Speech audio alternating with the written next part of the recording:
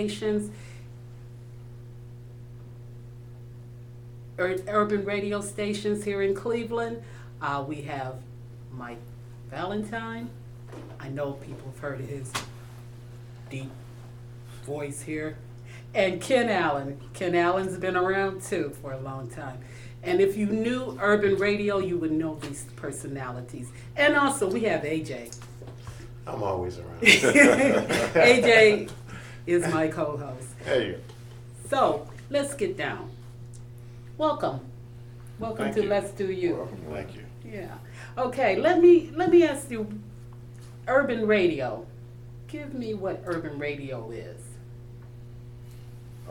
Urban radio now is a mixture of syndicated programming, I should say, and some local programming. It has had a drastic change in the last 10 or 12 years. No longer localized information and personalities like we used to hear years ago. More emphasis has been put on syndicated programming than the localized radio. Well, what is For us, you know, the time that we were in it, you know, it was local. It was kept. We could feel the pulse of the community because we were out in it. You know, not only were we on the air, we were in the community. You know, so we could tell you what's happening in our market. Pretty much today, there's a program director who has a national title sitting somewhere outside the range of the, you know, he can't even hear the station. And he's going to tell you what to play, you know. You can't tell me what to play because I was at the club last night. I know what they're dancing to, and that's, you know. and that's what it's been come lost. to. Yeah, It's been that's lost. the difference. See, we had a chance to get out once or twice a week and get into the city itself and find out just what was going on. Our ear was with the pulse of the city. And now you have a guy that's sitting in Texas or California or Miami or wherever they might be, and they're trying to tell you what's going on here in terms of traffic and the weather, and you know. I've So- heard that. I've actually It's heard kinda Michael crazy. Baisden saying, you know, traffic on 77. I'm going, how he know? Yeah, right. He doesn't know. Right. What if you listen, he's all, hey, Bill, tell me what's happening on 77. And the guy who is local gives you the traffic report, or he'll give you the weather report. When he does that, he's breaking to all the affiliate stations, you know, and they're doing the same thing, you know. So they don't, you know, they don't know what's happening. Sometimes they don't even know where they're at. Wow. You know, they don't even know where they're at. So- They say as long as they get the ratings, they don't care. Well, you know, you can get the ratings if there are no other alternative sources, you know, to True. go. I mean, True if that. you're not, if You're you're the on only horse in game in town. town. I always yeah. wondered why they always say that. You know, we're number one. Well, technically, you're the only one. Well, You're the only that's the urban reason why, station. because there's no And competition. nobody else is playing certain artists. So you're claiming to be something based Right. on the fact that you have a monopoly Yeah, on that exactly. fact. So That's obviously it. you're Right. number one. Yeah. You're the only one. So I can never understand why people like to boast that in the radio industry or television or entertainment when you're the monopoly and you kind of suppress anyone else coming in. Yeah. Now, was that the case when you guys were DJs? Oh, It's no. very competitive. Very, very competitive. But we love that, though. You know, we love to see. You know, you're number one now. Hey, next radio book will be number one, or see how much you advance. You know, And see what tweaks you would have to do in order to make the numbers go up, and Right, how you would right, change right. even personnel around within the station, and see what it would take in order to increase your ratings in that station. Now you just have the two urban stations here Well, they own on the by the same FM, and they're owned by the same company. Well, wasn't that true back in the day there? You know, like, wasn't WJM owned and WABQ, were they all owned by the same people? No. United Broadcasting had WJMO. Okay. Right.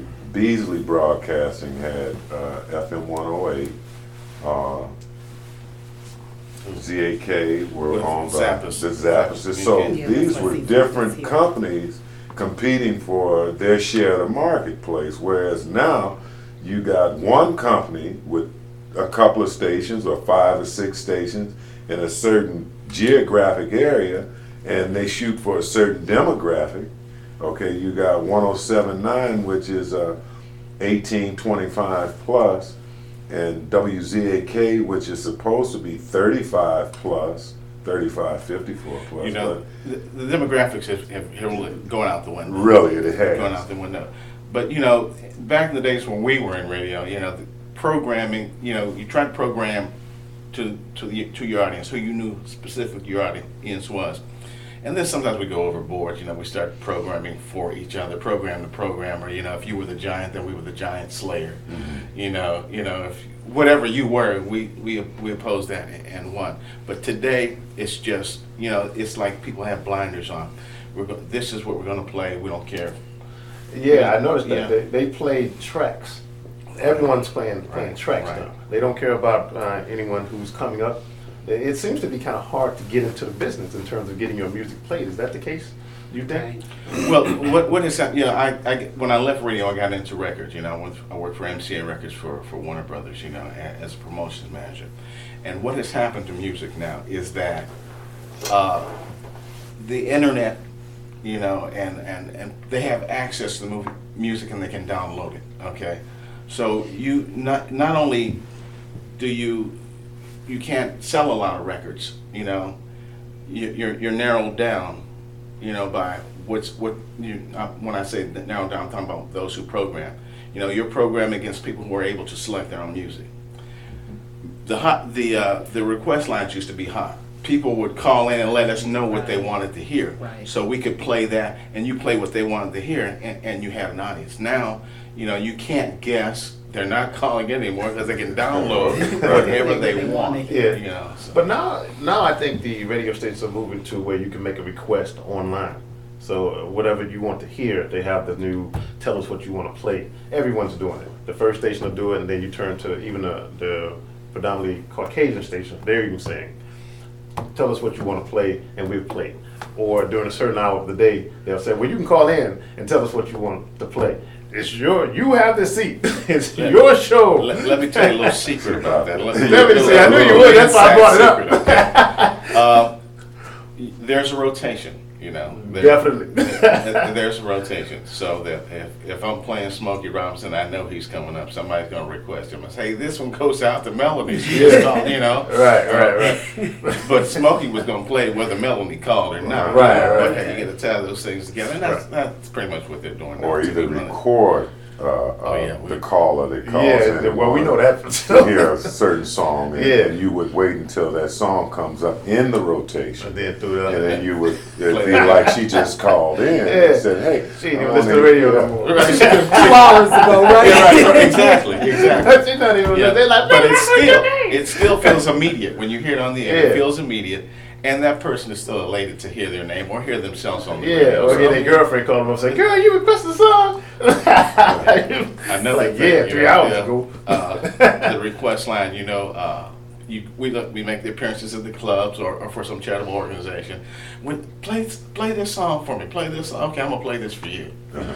You asked me for the same song. You asked me for the same song. 15 Hey, drama. as I promised, this song's for you. Right. Oh, he's talking to me. So that's where that Oh, goes. that's messed up. But it works. So you know what I mean? the personal touch is gone. Yeah, I mean, right now in radio, you have basically just going in and out of stop sets, you know, out of music into the commercials, out of commercials back into music. It's very little information. It's very little personality being put into radio now. I mean, you know, we would sit around and talk about guys like Mike Payne, who was phenomenal in terms yeah. of I worked Remember Mike Payne? I worked with him at Personality. Wham on Pittsburgh. Yeah. and this guy to me was like the greatest guy in radio locally that I could have ever worked with to Yeah. show me some of the tricks of the trade. And we're not allowed to do that now, you know, in radio. Was it a lot of political? The reason primarily was this, more so than political. And, Okay. and there was political. Right. When you have personality, you know, they garner big ratings, and when you get big ratings, you have to pay more. You have to pay that personality more, right? So if you can stop him from talking and being the Contain. right, Yeah. if you can stop him Oh, yeah, from that- being yeah. the personality that he can be, then you don't have to pay him as much, you know, because you know you can't accredit him with those ratings, you know, Oh. and that's what happened. And it happened over the broad range of radio. You know, hey, I've worked at radio stations where it was what they call freeform. I worked at WYDD, a station in Pittsburgh. It was pretty much like the Buzzard was. Right, yeah, MMS. MMS. Where we could play whatever music we want. We could bring our records from home and play whatever we That's wanted, right. right? We could, because, you know, that time slot was ours.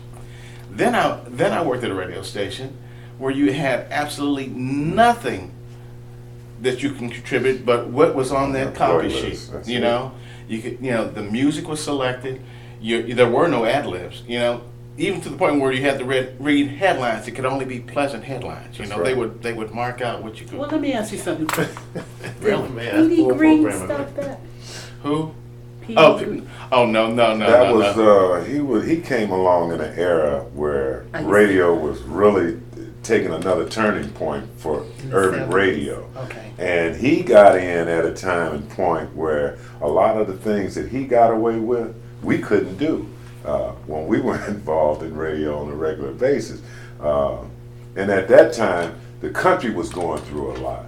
Right. So it was a lot of political stuff going on, a lot of militancy stuff going on, and the cities were going through transitions and what have you. He left my mouth. And it was just Yeah. it was an era there that what he was doing, it was a perfect fit for that time Right. and era. Right. The timing was right. Yeah, we couldn't do it today. I mean, we would be And thrown and out. he had another thing. He was in the community, Right. and the power of your audience is tremendous. I knew a guy named Ken Cole in Detroit, who found out. This is why they never let you know you'd be fired Right. before time.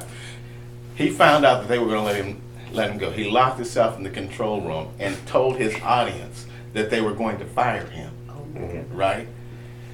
His people came down to the station. They couldn't fire him. They couldn't let him go then. I mean, they mobbed the place, you know, and saved his job, you know. That's what they try to avoid. Things like that. It's crazy. You know, So- So I want to jump back to when you said they suppressed, in a sense, the personality.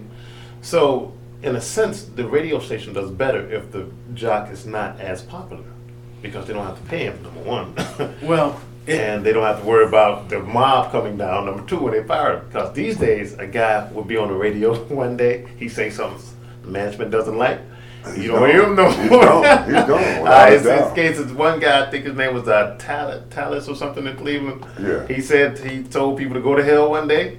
The next day, you didn't hear Tallis no more. And it was Certain around. things you can say. that's the way it usually goes. You know, once that person has left the station, there's no mention of it. It's like he never existed. Not like he know. never existed. He never Russ existed. Parr and Olivia Fox, she got in an argument on the radio one morning. Right. Next morning, there was no Olivia Fox. Right. They Like- cut like all she- the advertisements with her name, with her voice on it. They like she never existed. Literally. But and another thing, I have worked at a radio station where they have new owners. You know, you come to work, and the whole staff is gone. You know, it's urban contemporary one day, or you it's know, country the next day. exactly right. Well, that's just happened here Exactly right. The whole entire with staff. the jazz The station. way. Yeah, The that way. didn't happen. I turned on. Turn they it look on, for yeah, I the know jazz what that's station. See, right. Your Christmas Yeah, present man. on Christmas Day was when you turned the radio on Christmas Day. You heard music that you had never heard before Never. in any marketplace. Right, Yeah, you're and right. it And was. I'm like, wait a minute, something's wrong here. Yeah, I Right, thought my radio was exactly. broken. I was flipping through it. I'm like, that's what's wrong. And I with mean, it six? was just like think all you have the across wrong the board. frequency. Yeah, Like, I you started know. hitting the button like maybe I'm on AM. So I hit the button a couple of times. That's what happened. That's not And you're right. right. It was different kind of music. I don't know what it was considered. They trying to create too Well, much. you know, A rock. it was a mixture of jazz, rock, Eclectic. urban, Something. collective. They call it eclectic. It's What is it definitely called? Eclectic. It's Eclectic. definitely A little bit of Yes, this. it a was. little bit of Yes, yeah. Collect me on off the Yes, it stage. was. that. Right. Okay, let me ask you one other thing. Okay, let's get back to the money. The money then in comparison to the money now. Couldn't tell you what it is now. Well, we can tell you this from guys like us that had been in the business for years. They know we have the experience. They know we have the knowledge that comes with being in the radio business for a number of years. They would rather pay a new upcoming person minimal amount of money, get minimal amount of work out of them, and be satisfied with that, opposed to paying someone like us. If you notice, most of your white guys that work in radio, they go on to television, they get a chance to go on to television or even continue to work in radio. Whereas there are a number of black radio announcers that are right here in this city that are still qualified to work in the radio industry, but they don't have an outlet to work. You know, the stations are limited. White stations aren't going to hire black jocks. Have they in your well, field? I mean, not in this city. Maybe not in this city, but as a matter of fact, you know, got in radio in '73, right? I did, and JMO, AMO, and ZAK are the only black stations that I ever worked in. The entire work. I played everything from big band music to country and western, or KCL Lampasas, Texas. Right. You know, I worked at a station called KIX, KIXS in Texas, and in my contract, I could not work anywhere within the 10-county range and use my name. So I changed my name to Jerry Vernon. I have two brothers, one Jerry, one Vernon. So I used that name there. right. Yeah, whatever you get paid. So I could work, you know, where I was. And I found that, you know, the country and western audience is one of the most loyal audiences there is. I was late to work. I did mornings. I was late to work one morning. Guy set me an alarm clock. And Jerry, you know, because if you don't get up, you know, I don't get up neither. You can't. So they set me an alarm. This is true. And another thing is, they didn't. My audience didn't know I was black. Right. So this guy came to the station. Well, when it's a country western station in the country, right? So when you came into the lobby, the studio was in the glass right there, and I was in the control room. You know, they slit the curtains closed. Yeah. You know? We don't want them to know. So he said, "I want to see that Jerry Vernon fella." Well, he ain't. You know, and he was walking as he was talking, and he got around and he saw me. He said, "You Jerry Vernon?" He said, "Well, you don't hip. You just don't. You don't sound like you sound like a good old boy. It was funny. It was really funny. You sound like a bubble. Well, you know, I often had that same kind of problem. I worked in Magic. Now, Jimmy Malone and Lanigan does 6 to 10 a.m. But Monday that's a through white Friday. station. Right. Okay. Well, some of us can work in white stations. Okay. We can't articulate enough to I work got in a you. white station. Okay. I did 6 to 10 a.m. Saturday and Sunday mornings. And a lot of the callers that would call in couldn't believe that I was black. Like, You know, like that. and you know, it's amazing that a lot of times we have to act different. I mean, we're all actors when we come outside every day of our lives. When we leave the front door of our home, we put on our whatever costume we got to put on, and we go out and we do our acting job for 9 to 5 or however many hours we're out there, right? But and I think one of the things that really helped me out about being able to work in a white station was that I had over 20 some odd years of theater up under my belt. So that allowed me the chance to be characters that I wouldn't normally be at a urban station. Right. Okay, so to me it was real fun for me to have to go in for 4 hours and sound like somebody entirely different than who I was. It was basically an acting job. Well, that's what it is, you know, acting with your voice. And they refer to voiceover artists are voice actors. That's right. And that's just the job. And then when you apply, when you look for a job, you know, and you read the trades, it doesn't say, you know, I need an R&B announcer, I need a country and western. The ad says announcer.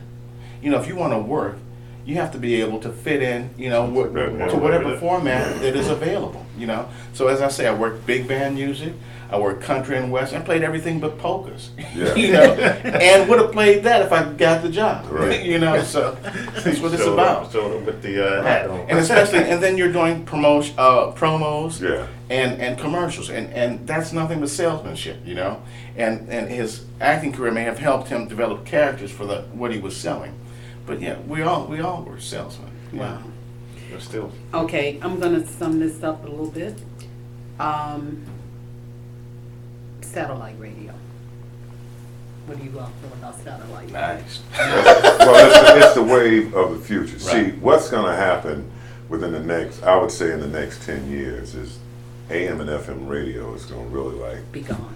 it's going to be history. No, they're going to be using I mean, it for bus stations. Yeah, because You know, basically what they're trying to do is make everybody pay for satellite radio. Or if you want to listen to radio, you're going to pay for it like you do cable Do television. you think y'all chances to get on satellite might be a little better than they have with the syndicated radio? actually, my ambitions have changed a little bit. I don't. You know, You know, like I said, I did it for a number of years, and I got into to music. You know, but I like watching the growth of what's happening now. I think that internet is. I mean, you can sit here.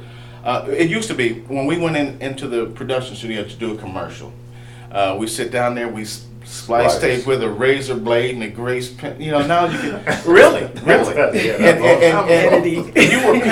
you were paid. You know, according to how good you could put that thing together. Yeah. And now you can do that linear. You know, through linear editing on. yeah, easy. Digital It's simple, display, simple. you know, And we used to, record it, dub it, put it on a cart, take it into the studio. Now it's email, you produce Yeah. it, you edit it, and you email it to the studio. That's I like that.